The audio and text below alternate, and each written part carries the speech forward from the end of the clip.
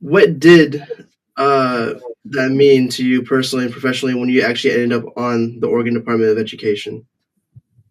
Yes, I was invited to be a part of the Oregon Department of Education task force for creating a CTE safety system. And because Salem-Keizer Public Schools had already created their own system when I came on the task force, they were trying to recreate the wheel, I guess you'd say. And so I said, well, I'm happy to share this safety system that we developed for our school district.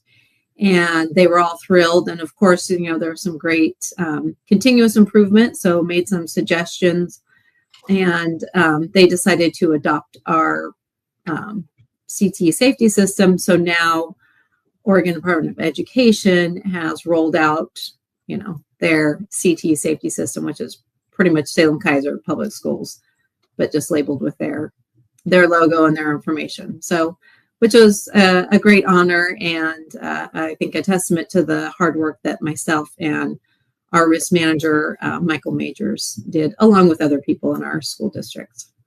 So speaking of CTE, so like what specific project, that you helped done, what inspired you to help get it off the ground exactly? What was the starting point of that?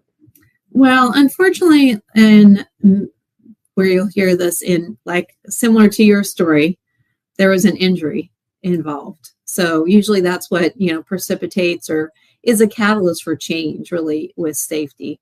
Is somebody's gotten injured, how do we prevent that from ever happening again? So we had an injury in our woodshop class. So that's what precipitated. It's like these CTE programs, which are so viable and so vital to our schools. For an example, some statistics for you. If a student is involved in CTE programs, they're going to graduate at about a 95 to 96% graduation rate.